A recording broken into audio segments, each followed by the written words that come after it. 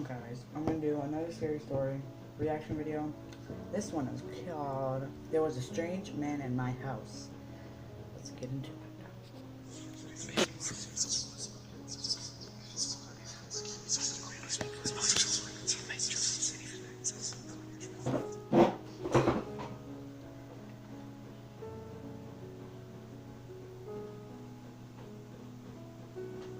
Some people may find the content For a bit of backstory, Mum was dating an abusive prick at this time. We'll call him Ian. Because of Ian and the crazy fights they had gotten into, we couldn't lock up my house at all. He had kicked in both the front and the back door to the house and they never fixed it. My mother and Ian were at the bar all day, every day. I told you this so that you would know why the house wasn't locked up, where my parents were when this happened. This incident occurred when I was around 12 years old and my little brother was around 10. I'm 11. I was a really small girl at this age. My brother was sick all the time, so he was very, very tiny and frail. My mother and Ian were at the bar as usual. When you opened my front door, it put you in the living room and you could see the back door. There was a hallway to the right that led back into the bedrooms, and that is where my brother and I were. Oh. We were in his bedroom with the door closed, playing something on a PlayStation. It was around midnight or 1 a.m. and we were playing and having a good time when I heard a weird noise. My brother didn't hear it and I didn't want to creep him out. I told him that I wanted to get a drink and told him to stay in the room and I would bring him something. To get to my kitchen, you would have to walk down the hallway in front of both the front and back door because it was behind the living room. I kept hearing strange noises, so before I left out of my brother's room, I told him to get into the closet and work on our fort so that it would be ready when I was done getting our drinks and a snack. But I had a terrible feeling, a sense of dread. I could tell something wasn't right, and this was a way to get my brother to hide without scaring him. He frightened easily and had really bad asthma attacks, and at this time we had no inhaler or his breathing treatment machine for him. I knew if he started having an asthma attack on top of being scared, it wouldn't be pretty. Anyway, I left the back room and decided to see what was going on. I started sneaking up the hallway as slowly and quietly as I could. I was terrified. I could feel that something was wrong. Before I made it to the end of the hallway, I hear a man. It sounded like he was growling. It was a deep, terrifying noise. I can't explain it, but the feeling that washed over me damn near made me puke. So I, of course, freeze. I have no one in this town. I don't know anyone and my dad is living in a different state. My mum is at the bar, drunk as hell. I was sitting there, trying to gather the courage to see what was around the corner and going over my options when I hear my brother's door open. He sees me and the look on my face and freezes. I remember his eyes going so wide with fear because he must have heard the growl or whatever it was too. I motion him with my hands to go back into the room and he does. I finally gathered the courage to peek around the corner and what I saw still freaks me out to this day. I saw a man, probably around 6'6" and 300 plus pounds, sitting on my couch with a wicked grin on his face. That grin and the look in his eyes will forever be burned into my head.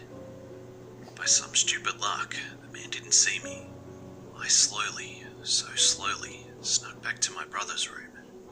I slowly shut the door and started going over my options. My little brother was already horrified because of the growling noise the man was making.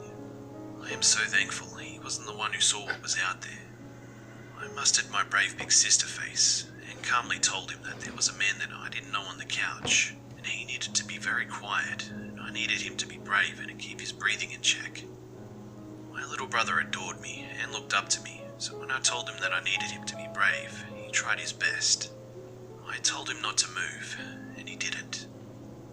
The first thing I tried was the window, but it wouldn't budge.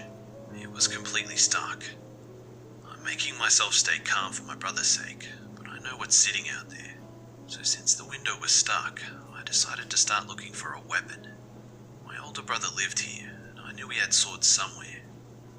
As I'm looking for a weapon, I hear the man sing. I know Fuck. My stomach knotted up. The hair on the back of my neck raised, and I instantly got a cold sweat. And then I hear it. My little brother had started wheezing. Asthma attack. Fuck.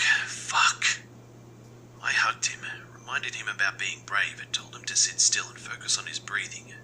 I started frantically trying to get my window open, but it was stuck. I looked around and started moving blankets when I find my older brother's cell phone that he always forgot. I remember thinking that I was lucky and felt a bit of relief. I immediately called the police and told them what was going on, hysterical at this point, but still remaining quiet. The dispatcher told me to remain on the phone so she could hear what was happening when the man started banging on our bedroom door. It had been about 5 minutes into the phone call when this happened, and I could no longer remain calm. I fucking lost it.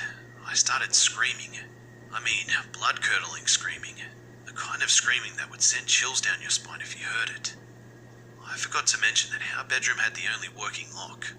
So, the door was locked, but he was trying to get in and banging on the door. His banging got louder and louder. He was screaming to let him in when it went completely silent. Then he did the creepiest, most terrifying thing ever. He started laughing. You know I could just bust this door down in about 2 seconds, right, little girl? Now he's lightly knocking on the door and asking for me to open it. His demeanor completely changed. I then heard a scraping at the door. What I had imagined it was in my 12-year-old head was he was scraping the door with his really long fingernails or something. But that wasn't the case. Then I hear the police start screaming at him to get on the ground, put his hands up, etc. I heard him putting up a fight, followed by more yelling, and eventually silence. After a few minutes, there was a knock on my door, but at this point, I was too terrified to open it. I thought that this nightmare guy was still there. So being in my hysterical state, I started screaming, No, please, over and over again, sobbing and shaking. I couldn't stay brave for my little brother anymore. I was on the floor holding him this whole time, convinced that we were going to die. Eventually, I calmed myself a bit, and this time a female officer was at the door, so I opened it. There were about 5 cops standing in the hallway, listening to me being hysterical. I refused to let go of my brother at this point, but we both ran to this female officer and just collapsed, sobbing hysterically. We had been so scared. It turns out that this guy was completely wasted and high on drugs. I remember the cops walking me up to him and having me stand in front of him to ask me if I knew this man. I didn't, but I'll never forget standing in front of this huge man, looking into his brown eyes that were completely bloodshot and filled with hatred. I'll never forget that growling noise that he was making, or the look of pure horror in my little brother's eyes. My parents were called and investigated for leaving us alone like that, and for the doors being like that. My mum is a different person now, doesn't drink and is married to a cop. She completely changed. I remember asking her about it later on, and she told me something that I didn't know. The man had a huge knife, and that's what he was scraping the door with. And he also had some rope, tape, and a tarp. I still don't know how he didn't get to us, or why he didn't just bust the door down to get to us. It would have taken one half-ass kick from him to kick the door down. It was super thin. It still creeps me out, and I have had nightmares from it. My husband doesn't understand why I get so furious with him when he leaves the door unlocked at night. I work 3rd shift, so I'll come home and the door will be unlocked. It's infuriating because I then have to go through every room in the house and check the closets and the other places that a person could be hiding in. I have 2 kids, and they will never, ever go through what I did. Wow.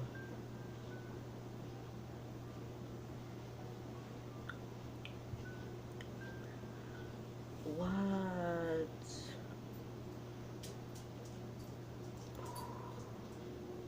Wow.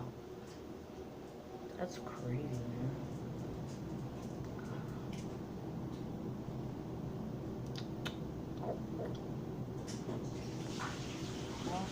thanks for watching.